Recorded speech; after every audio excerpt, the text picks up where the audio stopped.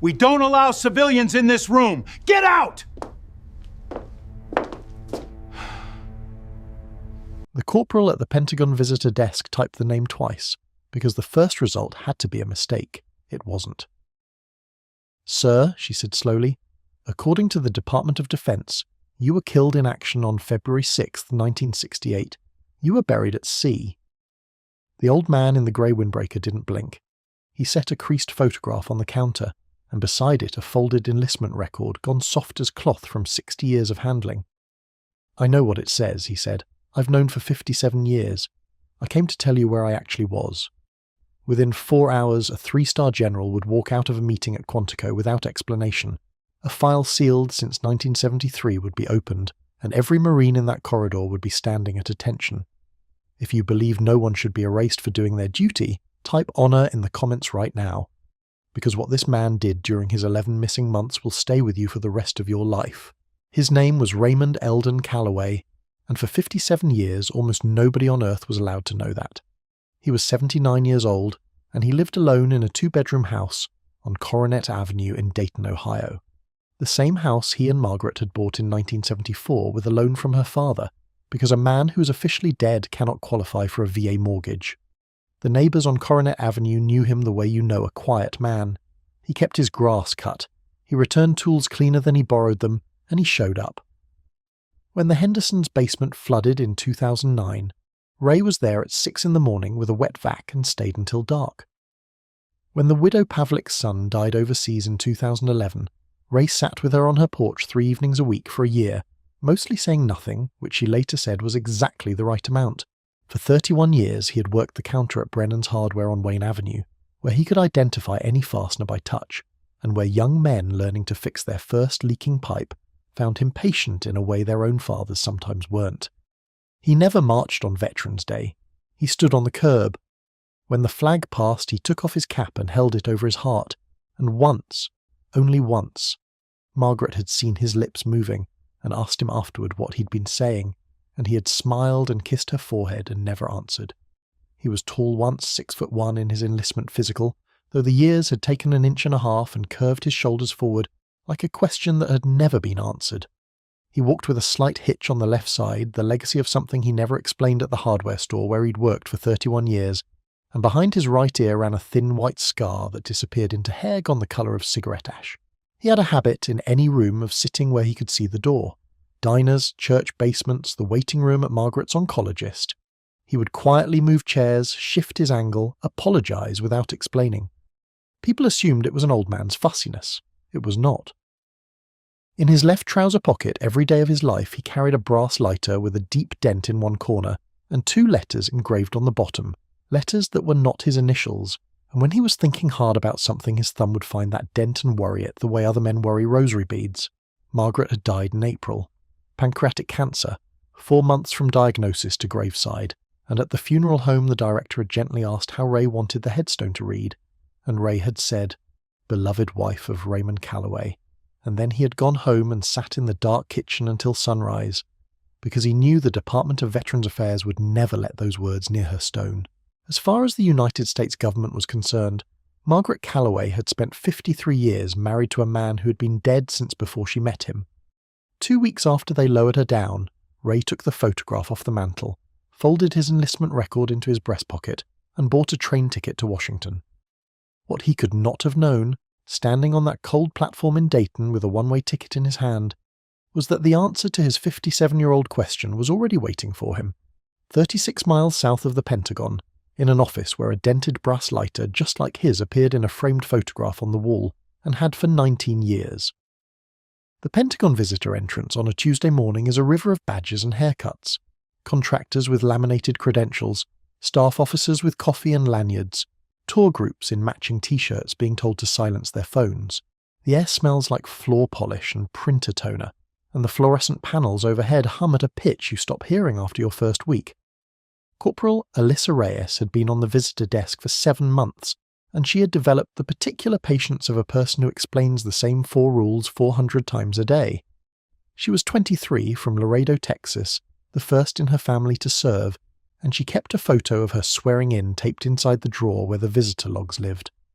Her grandfather had wanted to enlist in 1971 and been turned away for a heart murmur, and he had told her, the day she shipped to Paris Island, that she was going for both of them. She took the visitor desk seriously in a way the other desk Marines gently mocked her for, because she had decided that for thousands of people, her face was the first thing the United States Marine Corps would ever look like, and she intended it to look squared away. She had learned to read the river. She could tell the lost tourists from the angry contractors from the nervous first-timers before they reached her counter. At 9:42 that morning, she watched an old man in a grey windbreaker come through the security vestibule, and she could not read him at all. He didn't gawk at the ceiling the way visitors did. He didn't check his phone. He moved through the metal detectors like a man passing through a doorway he had used before, and his eyes did one slow sweep of the lobby, exits, cameras, the two officers by the turnstiles, and then settled and never wandered again. He waited in line behind a defence contractor arguing about a parking pass, and he stood the whole 11 minutes without shifting his weight, hands folded, a manila envelope under one arm. 3 floors up and 1 ring inward, in an office decorated with 22 years of service plaques, a civilian records administrator named Diane Kessler was starting her morning the way she always did, reviewing the week's fraud referrals, the fake SEALs, the imaginary Green Berets, the men who claimed medals that belonged to the dead. She was good at it, and she was good at it because she was angry, with the kind of anger that files paperwork instead of throwing chairs. The previous spring, a man in a vest covered with purchased ribbons had stood up at a school assembly in Virginia and told 400 children about his 3 tours that never happened, and it had been Kessler's research that quietly dismantled him, and she had not felt 1 ounce of pity. She had a name for the folder she kept them in. She called it the Parade. Diane Kessler did not know it yet, but in less than an hour the strangest case of her entire career was going to be standing in front of her desk, and 36 miles south at Marine Corps Base Quantico, a lieutenant general who had grown up on a bedtime story about a dead man was sitting in a budget meeting, with no idea that the story was about to walk back into the world. When Ray reached the counter, he set the manila envelope down flat and said, "Good morning. My name is Raymond Eldon Calloway. I'd like to speak with someone in Casualty Records about a correction." Reyes smiled the standard smile and asked if he had an appointment, and he said no. He had a service number, and he recited it from memory the way other men recite their own birthdays, 8 digits without a single pause. Something about the cadence of it made her sit up a little. She asked for identification, and he slid across an Ohio driver's license and the folded enlistment record. Brittle at the creases, the ink gone brown, United States Marine Corps across the top, in typeface that hadn't been used since before she was born. She typed the name and the service number into the verification system, and the screen came back, and Corporal Alyssa Reyes went very still. Calloway, Raymond E. Corporal, USMC, casualty status, killed in action, HUE CITY, Republic of Vietnam, February 6, 1968. Remains interred, burial at sea. File closed. She read it 3 times. She looked at the license, at the date of birth, at the face in front of her. The same long jaw as the boy in the enlistment photo, the same wide-set eyes, weathered down by 6 decades, but unmistakably, impossibly the same. "Sir," she said carefully, "I think there's been some kind of error in the—" "There's no error in your system," Ray said. His voice was quiet and even, the voice of a man who had rehearsed this sentence on a train for 9 hours. "Your system says exactly what it was told to say in 1968. It's just wrong. I'd like to explain that to whoever has the authority to listen." Reyes called her supervisor. The supervisor, a Pentagon Force Protection officer named Dolan with a clipboard, and a schedule he was already behind on, listened for 30 seconds, looked at the screen, looked at the old man, and made the face of a person filing something under nuisance. "Sir, records corrections go through the National Archives. There's a form online. We can't help you here." "I filed that form," Ray said, 4 times, in 1981, 1994, 2009, and last May. "The form asks for documentation of my service. My service is the thing that was erased. You see the problem." Dolan did not see the problem. Dolan saw an old man without an appointment. He told Reyes to log the contact and arrange an escort out, and he walked away, already talking into his radio about a delivery truck at the south gate. Reyes watched him go and felt something settle wrong in her stomach. She had processed hundreds of confused visitors, and confusion had a look. Flustered, repetitive, escalating. This man had recited a service number from 1966 like a prayer he'd said every night since, and when the screen called him dead he hadn't argued with it, hadn't raised his voice, had simply confirmed it, like a man hearing a weather report he'd long ago memorized. Frauds, she would learn later from Diane Kessler herself, are performers. They need an audience and they need momentum. This man asked for neither. He just stood there with 57 years of patience, prepared to be turned away one more time. Ray nodded slowly, as if this was the answer he had expected, and began, with great care, to fold his enlistment record back along its old soft creases. He was still folding it when Diane Kessler arrived, because Reyes, uncertain, unwilling to simply send him away, had called upstairs instead of calling the escort. Kessler came down with a legal pad and the brisk walk of a woman doing someone a favour on a busy morning. She was 54, silver-bobbed, precise, and she had spent 2 decades watching men lie about wars. She introduced herself, took the documents, and read them in 11 seconds. "Mr. Calloway," she said, "walk me through this. You're telling me you're a Marine corporal who was declared killed in action at HUE CITY in 1968. "Yes, ma'am. Buried at sea." "Somebody was buried at sea," Ray said, "wearing one of my tags. His name was Greer, Private First Class Thomas Greer from Biloxi. His family deserves to know that too while we're at it." Kessler's pen stopped. "And for the last 57 years you've been, what exactly?" "Living in Dayton, Ohio, under my own name, with a discharge certificate issued to a man called Raymond Carter, which is not my name, by a unit that does not appear in any record you have access to." She set the pen down entirely. "Sir, do you have any idea how many men have sat where you're sitting and claimed HUE City? I have a folder upstairs. Phoenix Program. MACVSOG. Secret missions, sealed files. The government took my identity. Every one of them has a story exactly as unverifiable as yours, and every one of them was a fraud, and several of them are now felons. So I want to be very precise with you, Mr. Calloway, because impersonating a deceased service member to obtain benefits is a federal crime, and you are presently doing it inside the Pentagon." Ray absorbed that the way a seawall absorbs weather. "Ma'am," he said, "ask me something a fraud couldn't answer." Kessler's eyes narrowed, and she did. She asked him his rifle company, his battalion, his platoon commander's name, the date he crossed the Perfume River, and he answered each one without hurry, in details that smelled of mud rather than Wikipedia. The platoon commander's habit of chewing unlit cigars, the sound the tower of the citadel made when the wind came off the river, the exact street corner where his company had stacked captured weapons on the 3rd day. All of which, Kessler said, is in published histories, memoirs, documentaries. Men study this battle, Mr. Calloway. Studying isn't serving. "No, ma'am, it isn't," Ray agreed mildly. "Though I'd offer that a man running a con usually asks for something. You've had me at this counter 40 minutes. What is it you figure I'm after?" That stopped her for exactly 1 second, and a second was something. Around the lobby, people had begun to glance over. A tour group slowed. Ray didn't raise his voice. He didn't lower his eyes. He took the photograph out of the envelope and laid it on the counter facing her. 6 young Marines against a shattered wall, helmets off, exhausted, a city smoking behind them, and he placed one steady finger on the second man from the left. The worst part wasn't being called a liar. He had been called worse by better, in worse rooms than this one. The worst part was the tremor that started in his hands when she said the word fraud, because that tremor wasn't age and it wasn't fear. It was the same thing that had put a medal in a sealed archive box in 1969, a medal that 57 years later not one living soul had ever seen.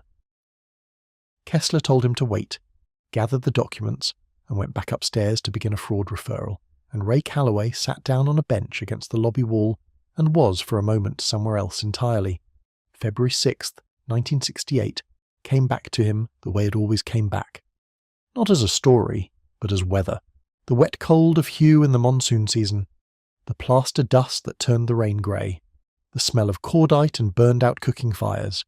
He was 20 years old, a corporal in a rifle company that had been fighting house to house for a week, and at 6:40 in the morning he was crouched behind a courtyard wall south of the river with Tommy Greer from Biloxi, who talked too much and shared his cigarettes, and had traded flak jackets with Ray 2 days earlier, because Ray's zipper had blown out. Greer had been talking that morning, the way he always talked, about a girl named Annette and a boat his uncle kept on the Gulf and the exact way his mother fried catfish, narrating a future at the top of his lungs in a city that was collapsing around them, and Ray had told him to keep his voice down, and Greer had grinned at him through the rain and said, "Calloway, when we get home, I'm telling everybody you were the boring one." Those were the last words anyone said to Corporal Raymond Calloway, while Corporal Raymond Calloway officially existed. The mortar round that found the courtyard did not distinguish between them. Ray woke up 4 days later on a hospital ship in the South China Sea with a fractured skull, a missing dog tag, no identification, and a triage card that said the wrong name, and by the time he could speak in sentences, the boy in his flak jacket had been identified as Corporal Raymond E. Calloway, casketed under that name, and, through a clerical mercy meant for a Mississippi family's request that got attached to the wrong file, committed to the sea with honours. He was still trying to make someone understand the mistake when the two men in unmarked utilities came to his bedside. They had a folder. They had checked him out. Orphan, no wife, no children. A rifle company's worth of witnesses who had already mourned him. The older one sat down, looked at him for a long moment, and said the sentence that split Ray Calloway's life in half. "Son, as of last Tuesday, you don't exist. Do you have any idea how valuable that makes you?" In the Pentagon lobby, 57 years later, an announcement chimed overhead, and a tour group laughed at something, and Ray's thumb found the dent in the brass lighter in his pocket and pressed it, hard, the way he had 10,000 times before. He thought about getting up, walking out, taking the evening train home to an empty kitchen and letting the government keep his name, the way it had kept everything else. Then he thought about Margaret Stone, blank where a truth should be, and he stayed in his seat. Upstairs, Diane Kessler was building her referral, and downstairs Corporal Reyes was doing something she had no orders to do. She couldn't have explained why. Maybe it was the way he'd recited the service number. Maybe it was that he had asked for nothing. No benefits, no money, no apology, only a correction. She pulled his enlistment record up again, and this time, instead of the casualty database, she ran the service number through the archival cross-reference system, the deep index that reached back into digitized personnel files from the paper era. The screen worked for a moment. Then it did something Corporal Reyes had never seen a Pentagon terminal do. The record didn't open. The screen went to a single page of red-bordered text. Access restricted. Special activities. Record sealed by directive. March 12, 1973. Any inquiry regarding this service number to be reported immediately to the office of the Commandant of the Marine Corps. No further access authorized at this terminal. Reyes sat back in her chair. Dead men's files are not sealed. Dead men's files are closed, archived, public after 50 years, mailed to historians on request.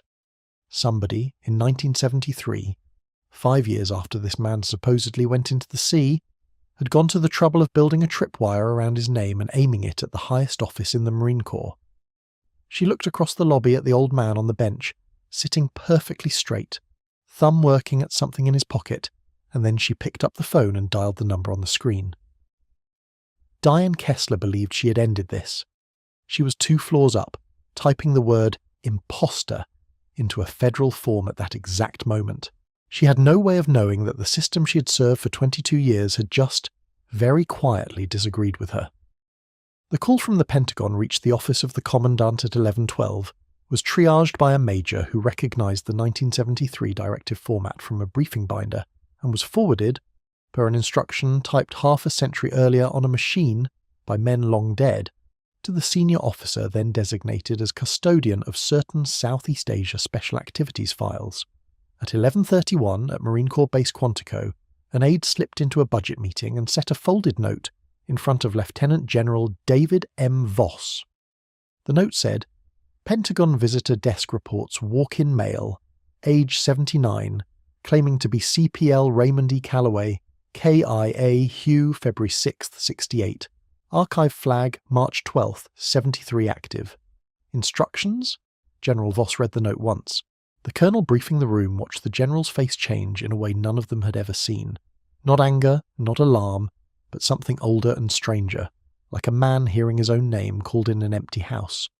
David Voss was 58 years old, He had been raised in Pittsburgh by a steelworker's daughter and a Marine officer named Daniel Voss, who walked with 2 canes, who never once in his life spoke about Vietnam at the dinner table, except for one night a year. Every February his father would pour 2 glasses of whiskey, drink one, leave the other on the table untouched until morning, and say the same 11 words. To the dead man who carried me home, rest easy, Ray. As a boy, David thought it was a figure of speech. As a lieutenant, he asked, and his father told him as much as the law allowed, and the lighter on the mantel told the rest. A dented brass Zippo's twin brother, because there had been 2 of them once, a matched pair, and his father had given one away in the dark in another country, to a man whose name appeared on no rolls in exchange for nothing, because there was nothing left to give but that. After the war, Daniel Voss had tried to find him. He was told in 1975 that no Marine by that name had served in any unit he had ever been part of. He was told in 1983 that the corporal he was describing had died at HUE in February of 1968, 10 months before the night Daniel Voss could personally testify the man had carried him down a mountain.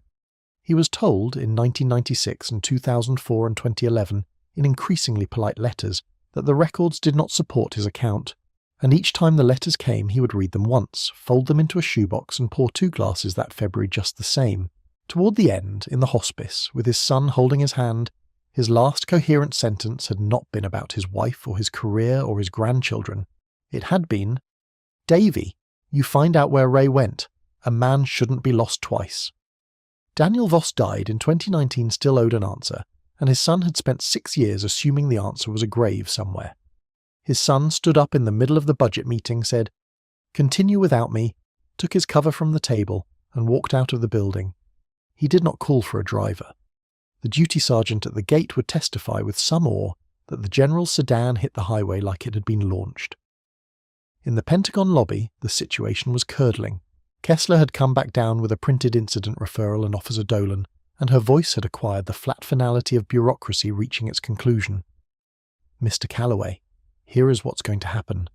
Your information has been referred to the appropriate investigative office. You're going to be escorted out, and you're going to receive correspondence. I'd strongly advise you to retain a lawyer before you answer it." A small crowd had assembled at the comfortable distance crowds keep, staffers, a tour group, 2 young captains pretending to read their phones. Ray stood. It took him a moment. His left side had stiffened on the bench. He picked up his photograph, squared it gently against the counter, and slid it back into the envelope, and when he spoke his voice carried no further than it had to, which somehow made every person in the lobby lean in. "Ma'am, in 1968 this government decided I was worth more to it dead than alive, and I let it, because I was 20 years old and they told me it mattered. I gave them the 11 months they asked for and a few things they didn't. I never asked for a pension, a parade, or a dime. I came here to ask for my name back so my wife's headstone doesn't have to lie about who loved her. You can keep everything else." He buttoned his windbreaker. Reyes opened her mouth, and the words she had been forbidden to say were still forming when the lobby's glass doors flashed, because at that precise moment, a sedan with 3 silver stars on its plate was sweeping past the line of cars at the river entrance, and the man inside it had already unbuckled his seatbelt. What happened next? The people in that lobby would describe for the rest of their lives, and every version agrees on the order of events. The doors opened. A Lieutenant General of the United States Marine Corps came through them, at a pace just short of a run, alone, no aid, no entourage, his cover still in his hand, and the lobby did what lobbies do when 3 stars enter unannounced. It froze, straightened, and went silent in a wave. Voss didn't acknowledge any of it. His eyes went across the room once, found the security desk, found Kessler's paperwork, and then found the old man in the grey windbreaker standing beside the bench, and Lieutenant General David Voss stopped walking as if he'd hit a wall. For 3 full seconds, nobody in the Pentagon's visitor lobby breathed. Then the general crossed the last 30 feet slowly, the way you approach something you're afraid will vanish, and stopped in front of Ray. And the 2 men looked at each other, one in a windbreaker from a Dayton hardware store, one in a uniform with enough ribbons to read like a history book, and Voss said, in a voice that came out lower than he meant it to, "Sir, tell me your name." Kessler stepped forward with the referral form. "General, this individual has been claiming—" Voss raised one hand, not sharply, and she stopped as if the air had thickened. "Your name," he said again. "Please." The old man's chin came up a fraction of an inch. "Calloway," he said. "Raymond Eldon, Corporal, United States Marine Corps." And in front of 40 witnesses, a tour group from Cincinnati, and a security officer holding a fraud referral, the general's eyes filled, and he said, "Recon Team Cormorant, December of '68. It was not a question. The folder slid out of Diane Kessler's hand, and she did not bend to pick it up. They moved to a conference room off the lobby corridor. Voss, Ray, Kessler at the general's pointed request, and Reyes, because when the general asked who had made the call upstairs, the corporal had answered, "I did, sir," and he had looked at her for a moment and said, "Then you've earned the rest of it." What was said in that room over the next 40 minutes was later confirmed, almost line for line, by the file that the Commandant's office unsealed before close of business, a file opened in 1968 and locked in 1973, when the program it described was dissolved and disavowed. In the spring of 1968, a Marine corporal who had been declared dead at HUE and buried at sea was recruited from a hospital ship into a joint special activities element, conducting reconnaissance in places American soldiers were not officially permitted to be. He was given a cover name, Raymond Carter, and the only quality the program valued above his marksmanship and his calm, deniability. A dead man cannot be captured. A dead man cannot embarrass his government. For 11 months he ran with a 6-man team across borders that did not officially exist on his map. The file recorded 14 insertions. It recorded a wiretap mission that fed targeting data credited with saving an estimated 200 American lives during the spring offensive. It recorded a night in August when the team, compromised and surrounded, was written off by its own headquarters and walked out anyway because the dead man on point had a gift for reading ground that his lieutenant described in an after-action report as "not taught anywhere I've ever trained." And on the 14th of December, 1968, that team, callsign Cormorant, led by a 24-year-old first lieutenant named Daniel Voss, was ambushed on a ridgeline 9 kilometers from the nearest extraction point. 4 men died in the first 90 seconds. Lieutenant Voss took rounds through both legs, and the dead man from HUE City put his lieutenant across his shoulders and carried him, through the night, through the next day hidden under a stream bank with enemy patrols passing close enough to smell their tobacco, through a second night, 9 kilometers of mountain in 51 hours, to a clearing where a helicopter could finally come down. The citation for the Navy Cross was drafted in January 1969, approved and then sealed, because the action it described had occurred in a country the United States was not in. The medal itself went into an archive box. The man it belonged to was handed a discharge certificate bearing a stranger's name, a bus ticket, and a sentence he obeyed for 57 years. This never happened, and neither did you.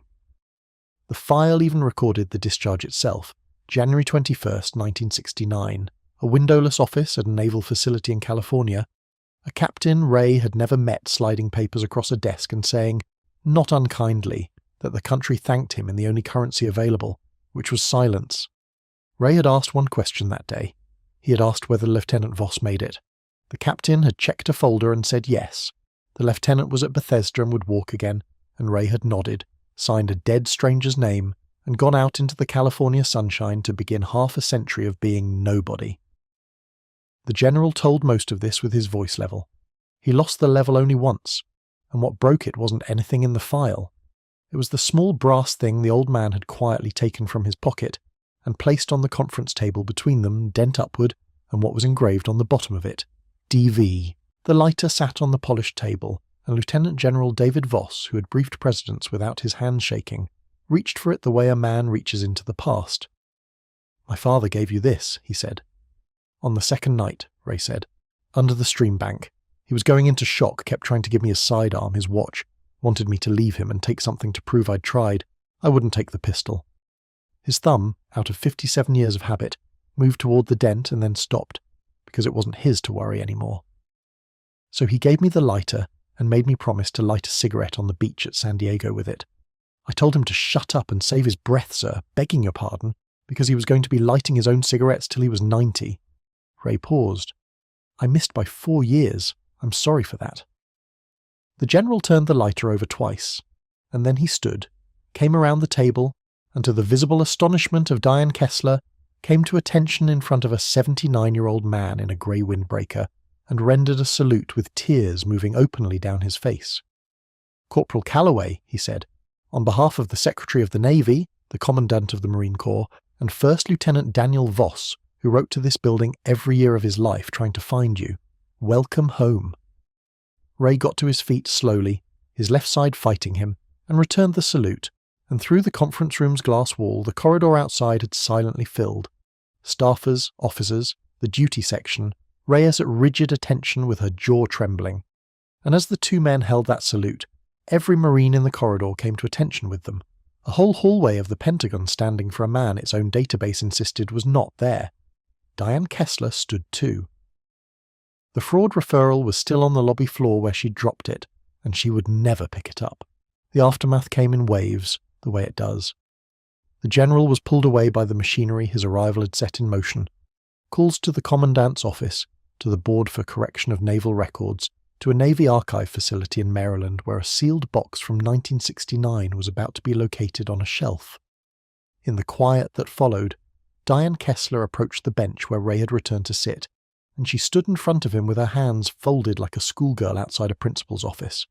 "Mr. Calloway, there is no version of an apology that covers what I said to you this morning." Ray looked up at her for a long moment. "You were guarding the door," he said. "Somebody has to. The men in your folder upstairs, the pretenders. They're stealing from the same account I'm trying to set straight. You and I are on the same side of that, ma'am." Kessler's composure, which had survived 22 years of liars, did not entirely survive being forgiven. She told him, in a voice that wobbled once, that her brother had been a corporal too, Fallujah, 2004, and that the folder upstairs existed because she could not stand the thought of anyone counterfeiting what he'd paid for. Then she asked, formally requested, to personally handle every form, every filing, every signature his correction would require, and she walked back upstairs and tore the referral in half. Corporal Reyes drove him to Union Station that evening in her own car, a 9-year-old Honda with a St. Michael medal hanging from the mirror, and for most of the ride they didn't talk, because she couldn't figure out how to start and he didn't need to. Somewhere on the 14th Street Bridge she finally asked him the question that had been sitting in her chest all day. How he had stood it. 57 years of biting his tongue while the country he'd served told him to his face that he was no one. Ray watched the Potomac slide past, lights coming on along the water, and thought about it honestly, because she'd earned an honest answer. "You don't stand it all at once," he said. "You stand it Tuesday, then you stand it Wednesday. I had Margaret, and I had work that needed doing, and I knew the truth even when nobody else was allowed to. A man can live a long time on knowing the truth. It's only lately I learned he shouldn't have to." At the curb, the old man shook her hand and held it a second longer. "You ran the second search," he said. 57 years, and you're the first one who looked twice." What none of them could know, standing at that curb in the dark, was what would arrive at a small brick house in Dayton, Ohio, 23 days later, and what it would set in motion at a parade deck in Quantico that even the general could not get through with a dry eye. The envelope came on a Thursday, hand-delivered by a staff sergeant in dress blues who stood on Ray's porch in front of every neighbour on Coronet Avenue. Inside was a corrected DD-214, Raymond Eldon Calloway, Sergeant, United States Marine Corps, honourably discharged. Because the board, working from the unsealed file at a speed Kessler later described as the fastest I have seen that institution move in my career, had not only restored his name, but executed the promotion that had been approved and frozen in January of 1969. The casualty record was amended. The database that had pronounced him dead for 57 years now read, in the dry poetry of government systems, status corrected. Alive. The remains buried at sea in February 1968 were formally re-identified as Private First Class Thomas A. Greer of Biloxi, Mississippi, whose youngest sister, 81 years old, finally learned where her brother had gone and wept on the phone with Ray for an hour and called him family by the end of it.